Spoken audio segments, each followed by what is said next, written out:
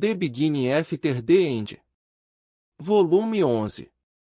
Capítulo 454. Entre os caídos, terceiro. A Azura passou por mim e não pude deixar de dar um passo para trás enquanto meu estômago se revirava e minha força diminuía diante de sua aura.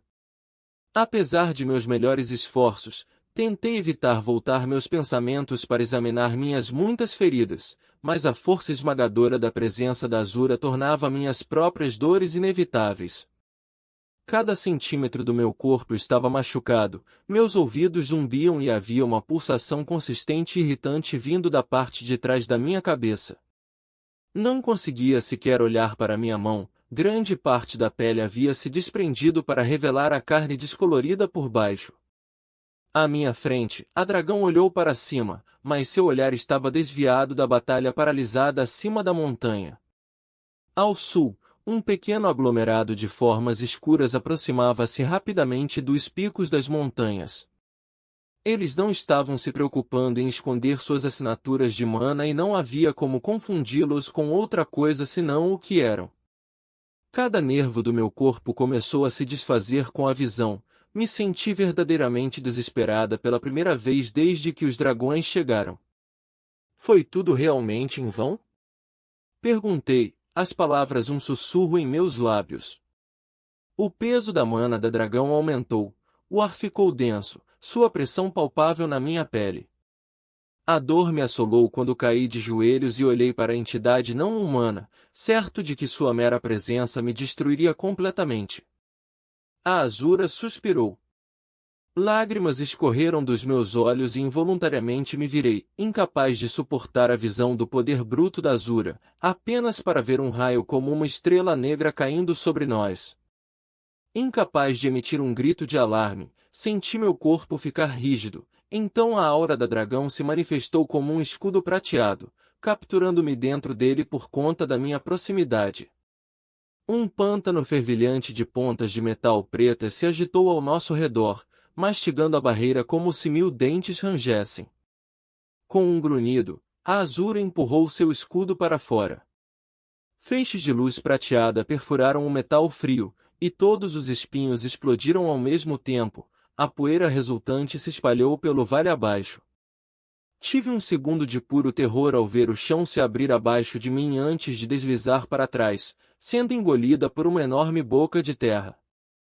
Pedras quebradas, rochas, meia carruagem e várias toneladas de terra desabaram ao meu redor. Estendendo a mão, agarrei o ar e observei enquanto a mulher Azura de um braço só flutuava no ar e acelerava em direção à Perata. Então tudo, exceto a montanha caindo, desapareceu e a escuridão se fechou acima de mim. Desesperadamente, lutei para criar uma barreira protetora de água ao meu redor. A mana crepitava e estagnava enquanto minha concentração quebrada se debatia, depois crescia, envolvendo-me em uma esfera fria, mas protetora.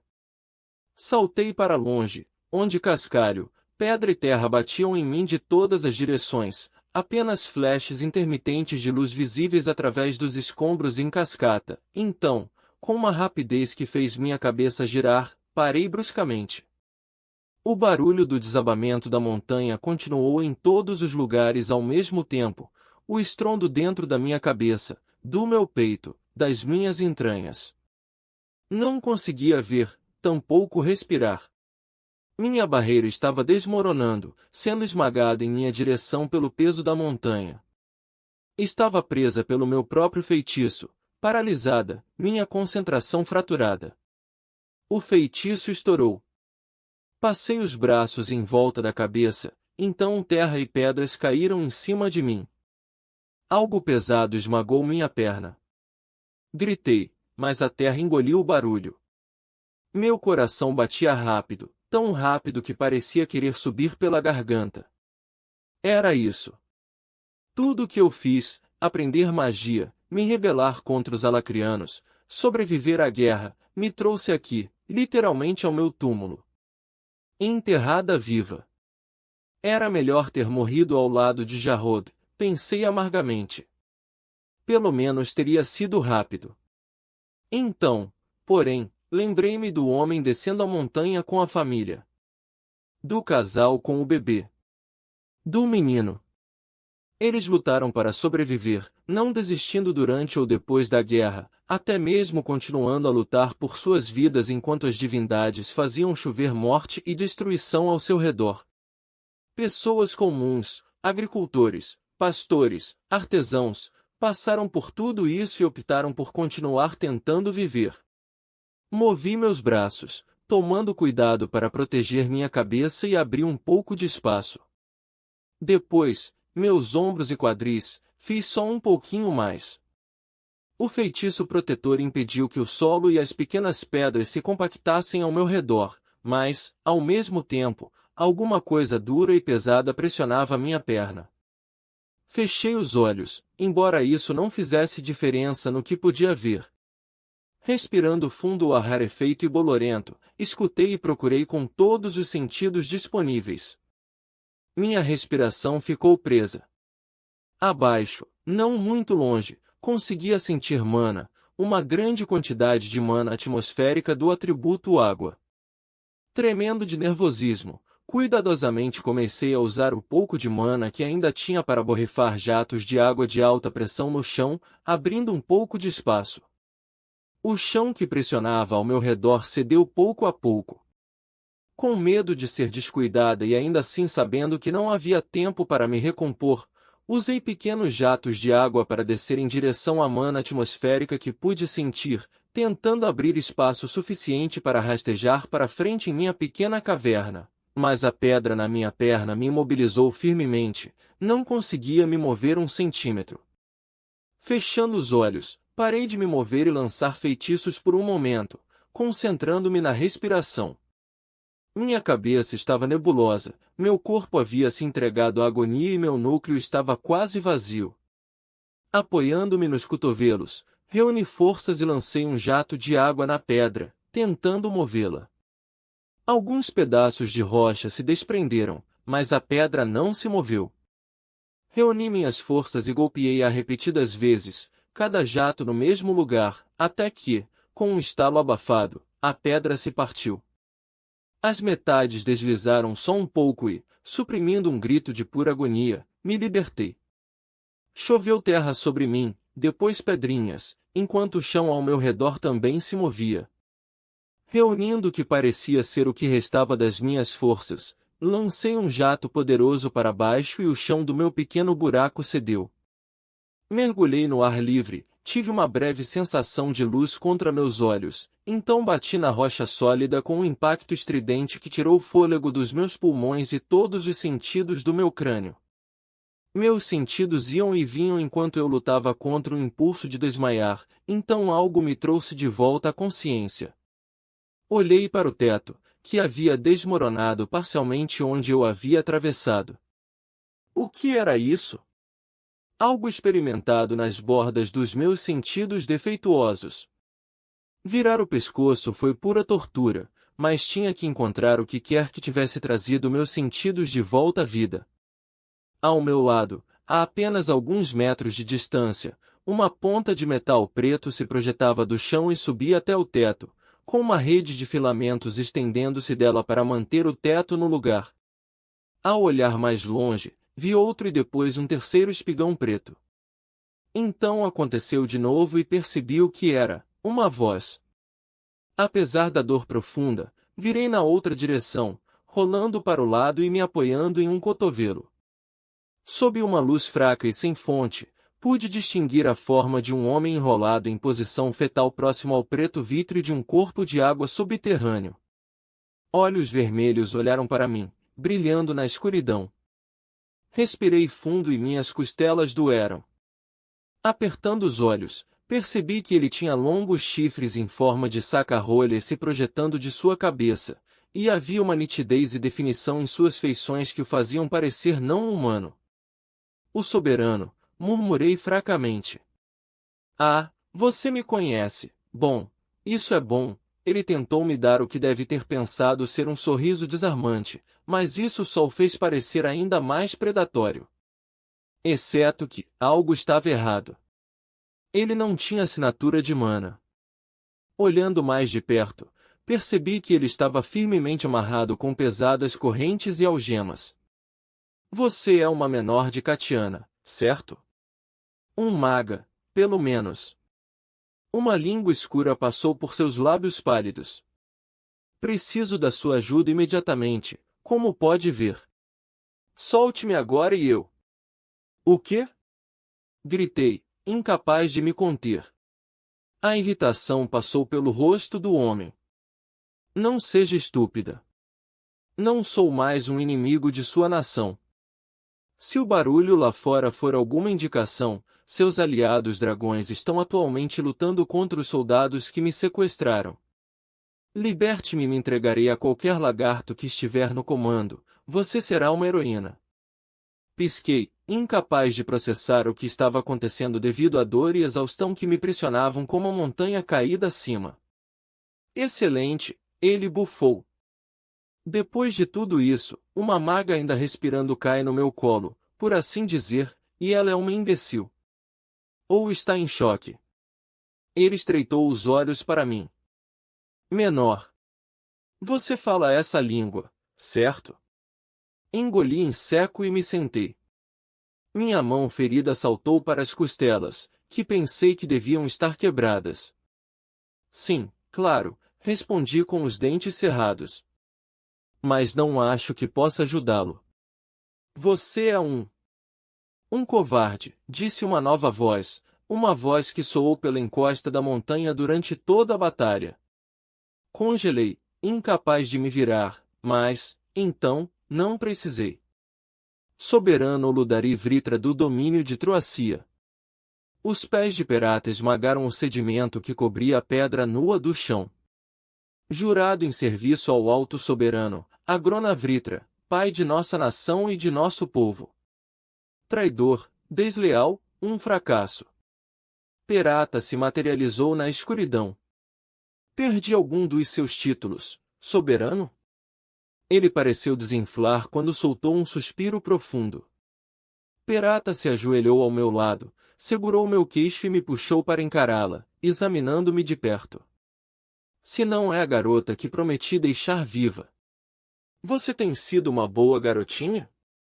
De repente, senti como se estivesse de volta ao buraco sem luz, presa e esperando para morrer, cega e sufocando. Um calafrio percorreu meu corpo, compensado apenas pelo calor úmido que se espalhava pelas minhas calças manchadas e arruinadas. Perata me olhou com desdém. Você sobreviveu, o que suponho que deveria valer alguma coisa. E ainda.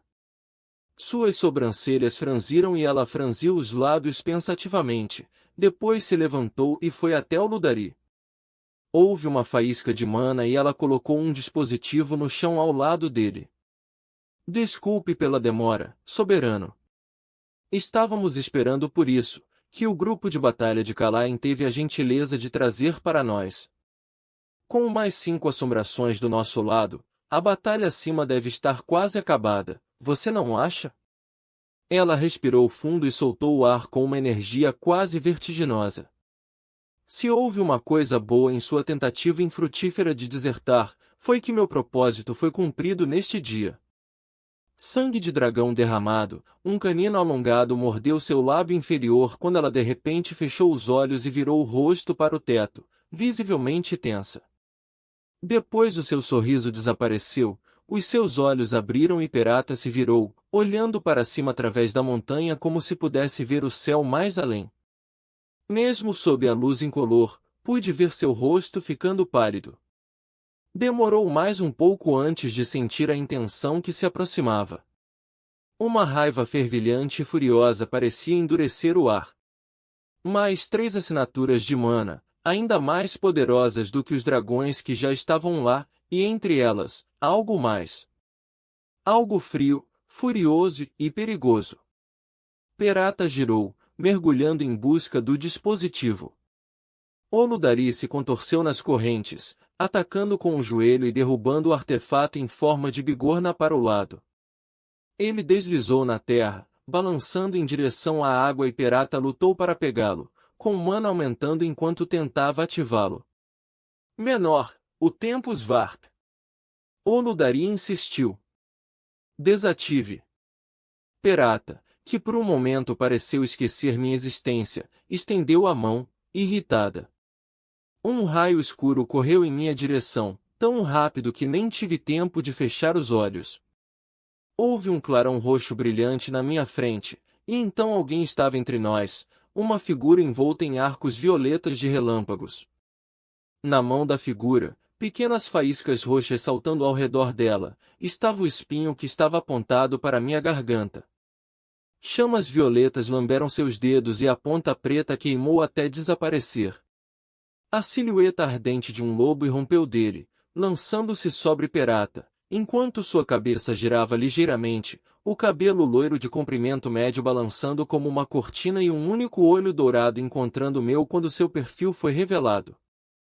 Vá, disse Arthur, sua voz, assim como sua expressão, sombria e solene, mas por baixo disso, congelada com uma fúria tão amarga e fria que causou um arrepio na minha espinha. Enquanto Perata lutava contra a criatura ao fundo, feitiços começando a brilhar e voar por toda a caverna, estendi a mão e agarrei seu braço.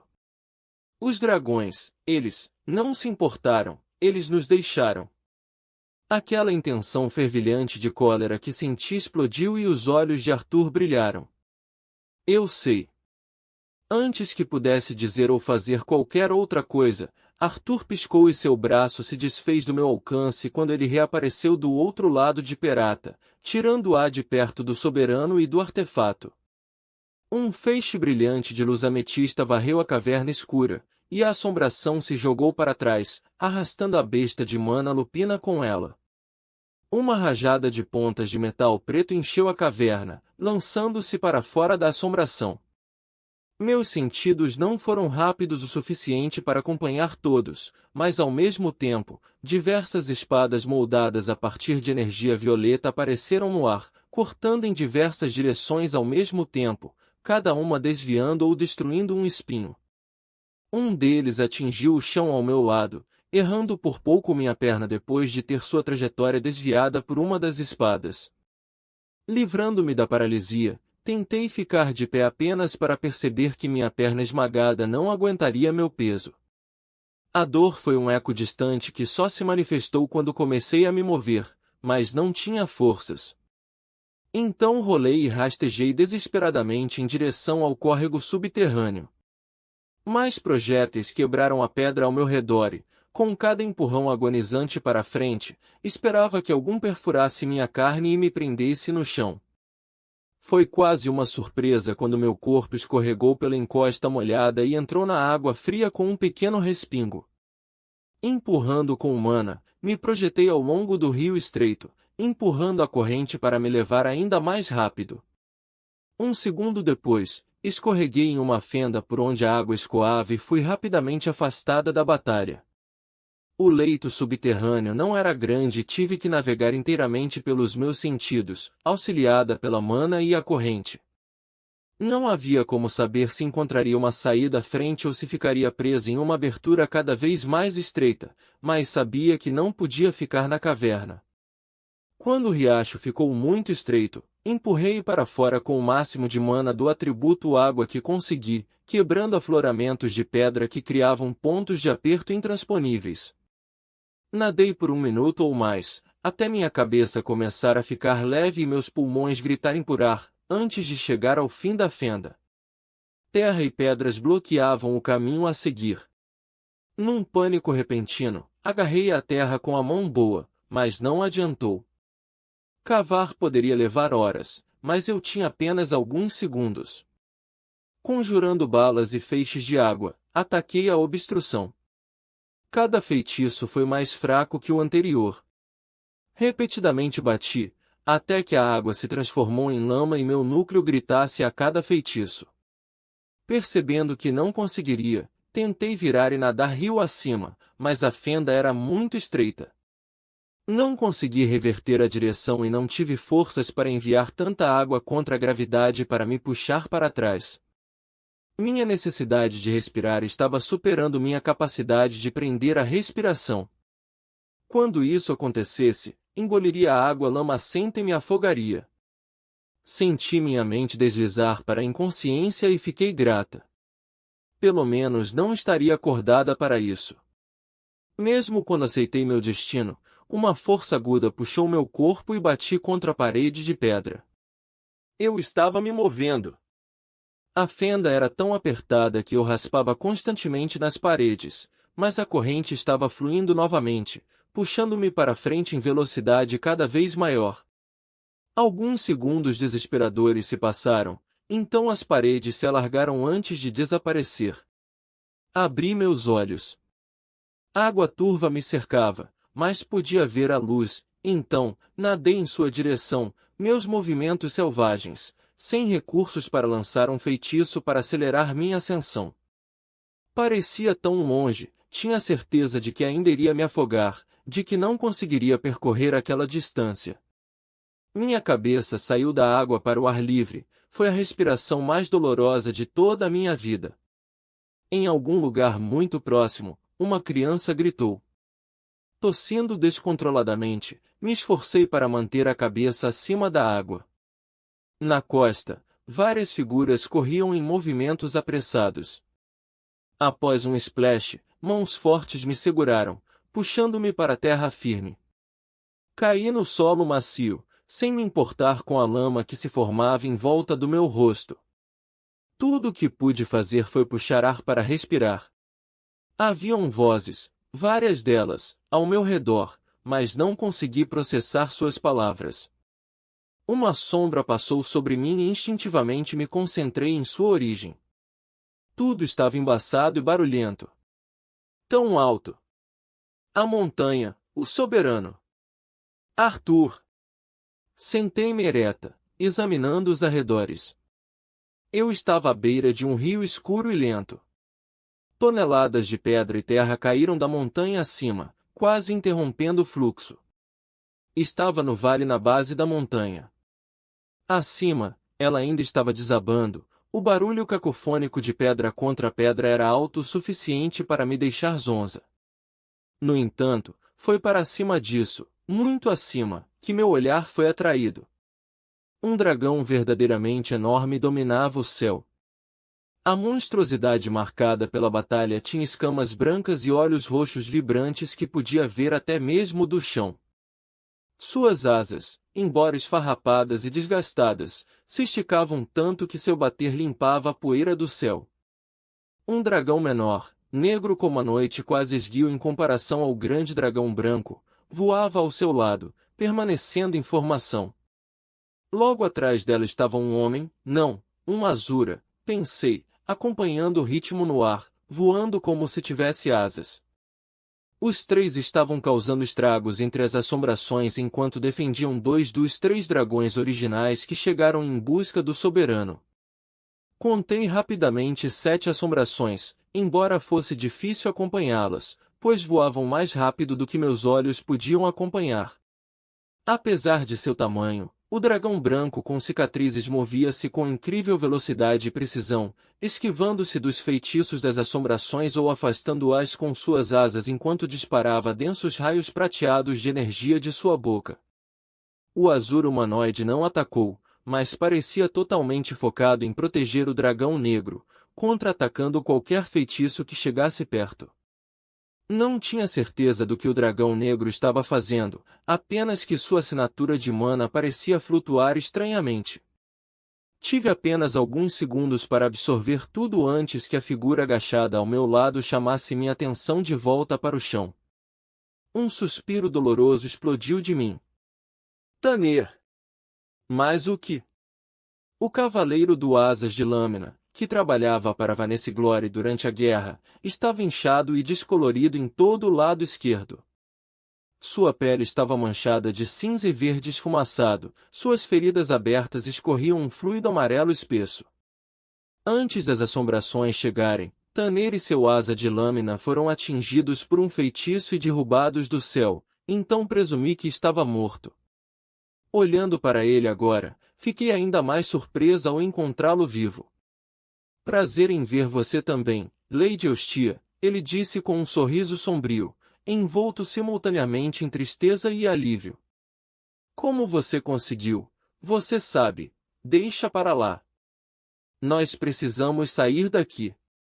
Quando ele disse nós, concentrei-me nas outras pessoas que estavam ao redor. Havia pelo menos 20 pessoas agachadas na beira do rio, todas olhando para mim. Imediatamente vi Rosiellen, a turbulenta domadora de feras que provocava Jarrod em todas as oportunidades, e seu estoico vínculo, uma grande besta de mana semelhante a um pássaro. O homem musculoso que ignorou meus apelos para ajudar os idosos estava lá, assim como sua família, e quase comecei a chorar ao ver o casal com o bebê que ajudei a escapar da montanha. Senti uma repentina centelha de esperança e orgulho quando vi que o menino que resgatei permanecia com eles. São alguns quilômetros ao norte e oeste antes de chegarmos à estrada novamente, explicou Tanner, oferecendo-me a mão para me ajudar a levantar. Precisamos nos afastar mais da montanha. Você pode ver até onde alguns desses deslizamentos de rochas estão chegando. As engrenagens da minha mente de repente começaram a girar novamente e percebi que, abaixo de toda aquela pedra e terra, não muito longe de onde estávamos, eu podia sentir as explosões de mana enquanto Arthur lutava contra a Perata. Agarrei Tanner e ele estremeceu. Não para o norte. Oeste, mais fundo nos pântanos, o mais longe possível da batalha. Tanner olhou incerto para o rio atrás de mim. Não sei se podemos. O chão tremeu, mais do que já estava, e uma imponente lança obsidiana com pelo menos 12 metros de altura surgiu da base da montanha a menos de 30 metros de distância. Ela fez um arco no ar acima de nós antes de cair sem ser vista no vale. Logo atrás da lança, uma figura sombria saiu do buraco resultante a uma velocidade impossível. Perata segurava o lado do corpo, o rosto contorcido numa careta de dor e medo, não se preparou para a batalha acima, mas desviou para o sul e voou a toda velocidade possível. O ar à sua frente crepitava com relâmpagos ametistas e Arthur apareceu do nada.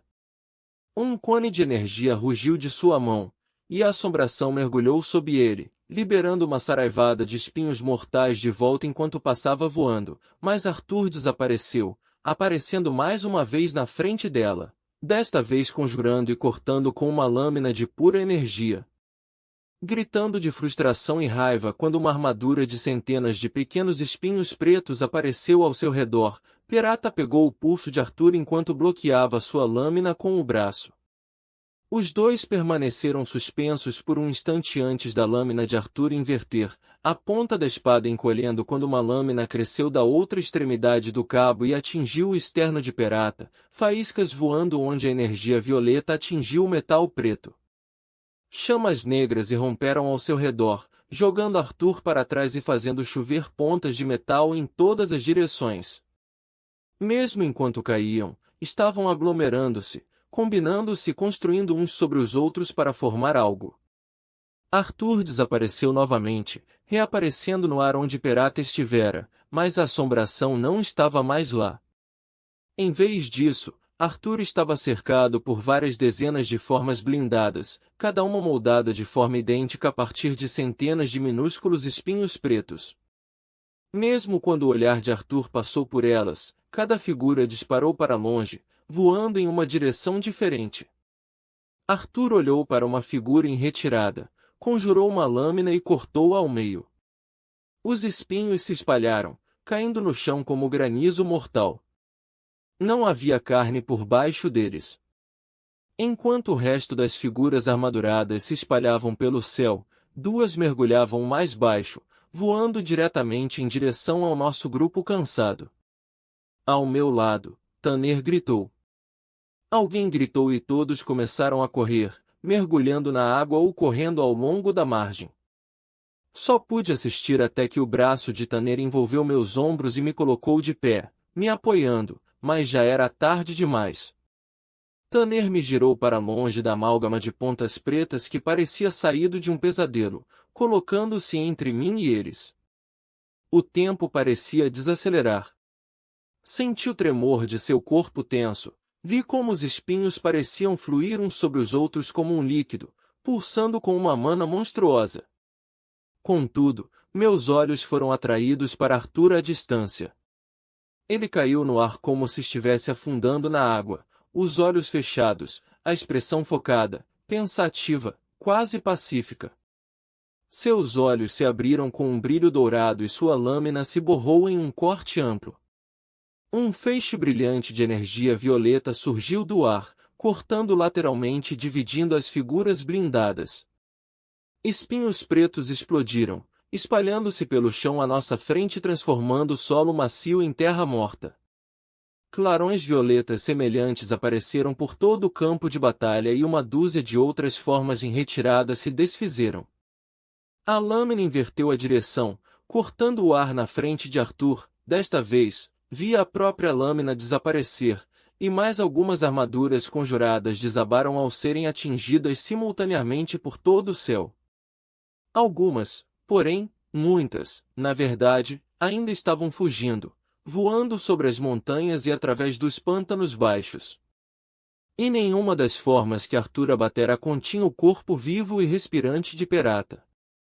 A expressão de Arthur ficou tensa de frustração pouco antes dele desaparecer de vista, caindo no chão a alguma distância no vale. Respirando fundo, coloquei peso na perna esmagada, reforçando-a com mana, então me afastei de Tanner. Vamos tirar todo mundo daqui. P.O.V. Sylvie Levin. Apesar de tudo, senti uma pontada de alívio quando o peso de Arthur pressionou minhas costas, o pulso de éter liberado pelo uso do God Step ondulando contra minhas escamas. Eu me mantive firme ao lado de Sharon, não permitindo que as assombrações nos separassem. Vinson ainda estava grudado em mim como minha sombra, toda a sua energia gasta me protegendo dos ataques violentos das assombrações. Minha ligação com Arthur me disse que ele estava irritado, apesar de não poder ver seu rosto. Vá atrás dela. Qual delas? Perguntei, ainda sentindo as formações de ferro-sangue restantes escapando em diferentes direções. Forçada a mergulhar para a direita, evitei um jato de mana preto esverdeado e soltei um raio de mana pura de volta para o lançador. Arthur não respondeu, mas não era necessário. Não havia como saber, e não havia razão para perseguir uma armadura vazia por meia de Katen quando havia várias assombrações bem na nossa frente, mesmo que isso significasse que ela escapasse. Não oferecia ao meu vínculo nenhuma palavra de conselho ou conforto. Não era o momento nem o lugar para gestos tão fúteis. Até a batalha terminar, sabia que Arthur precisava daquela armadura de fúria devastadora em que se envolveu, por isso permaneci em silêncio. Até os pensamentos de Regis estavam quietos enquanto ele guardava o Ludari Vritra abaixo da montanha. Senti a intenção de Arthur antes dele agir. Seu peso deixou meu corpo e ele apareceu no ar a 10 metros de distância de uma assombração. A Aether condensou-se em seu punho, formando uma arma. Várias outras apareceram ao seu redor, formando, em cada uma delas, uma representação física da fervente raiva apoplética mal contida sob a superfície de sua compostura. As espadas flutuantes atacaram simultaneamente, varrendo o ar para pontos ligeiramente diferentes. Ao mesmo tempo, sua espada de éter primária, a que estava em sua mão, avançou. A assombração previsivelmente se esquivou do punhado de espadas voadoras, colocando no lugar perfeito no momento em que outro avanço através dos caminhos etéreos levou Arthur para sua linha de recuo. Mesmo para uma assombração, não houve tempo para reagir quando a lâmina desceu através de seu ombro, coração e núcleo antes de piscar meio segundo depois. A gravidade mal tinha começado a puxar Arthur para a terra quando ele estava novamente nas minhas costas, sua fúria fria e inabalável pela morte calculada. A chegada de Arthur ao campo de batalha finalmente quebrou a vontade das assombrações restantes de continuar lutando e todas as 6 se separaram, tentando fugir em direções diferentes. Peguem aquelas 3. Sharon trovejou, inclinando-se bruscamente para a esquerda e iniciando a perseguição. Vinson, fique com a patrulha. Hesitei, sabendo que estávamos fazendo exatamente o que o inimigo queria de nós. Vinson também claramente queria discutir, mas Sharon já estava se afastando e o foco de Arthur estava inteiramente em nossos alvos. Deixei sua fúria me guiar e girei, baixando a cabeça e as asas, voando em alta velocidade. Uma estava indo para o sul, as outras duas para sudeste, sobre as montanhas. Senti suas assinaturas de mana derretendo enquanto concentravam toda a sua energia em se protegerem de mim. Estou pronta, enviei, segurando o feitiço que vinha tecendo lentamente desde a nossa chegada. Agora, ordenou Arthur, continuei com a tentativa da nova arte do éter que estava tentando aprender. O ar ondulava em uma supernova ao meu redor enquanto minha magia se espalhava pela atmosfera. Senti que tudo, exceto Arthur e eu, começou a desacelerar. Em instantes, as assombrações em alta velocidade começaram a rastejar, parecendo 3 moscas presas em âmbar claro. Arthur e eu caímos de repente e respirei fundo enquanto me lembrava de bater as asas. O feitiço tirou toda a minha concentração, tanto que até respirar, e até mesmo as batidas do meu coração, parecia difícil. Arthur não se teletransportou novamente. Em vez disso, se levantou e conjurou sua arma. Estremeci com a intensidade de seu foco. Ele ajustou cuidadosamente sua postura, sua forma e o ângulo de sua lâmina. Eu sabia que só conseguiria segurar o feitiço por alguns segundos no total. O éter já estava lutando comigo, o tempo não querendo ser preso dessa forma, mas não o apressei, não quebrei sua concentração. Seria o suficiente. Seu foco era tão completo que não pude deixar de me envolver com ele.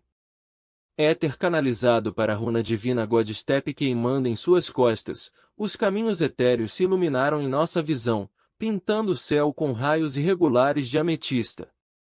Além das barreiras de mana que revestiam sua pele, passando por nuvens de vapor de mana venenosa e auras ardentes de fogo da alma, até os pontos entre a armadura e a pele, era ali que Arthur se concentrava. Sua concentração cessou e a lâmina cortou da esquerda para a direita. Senti ela deslizando pelos caminhos etéreos, primeiro um, depois um segundo, então um terceiro, todos dentro do espaço do movimento quase instantâneo da lâmina. Mortal e caótico como um redemoinho. As lentas assombrações brilharam em luz violeta. Meu feitiço foi liberado e cambaleei para frente e para trás, lutando para nos manter no ar. 3 faixas de sangue brilhante se espalharam pelo horizonte à nossa frente.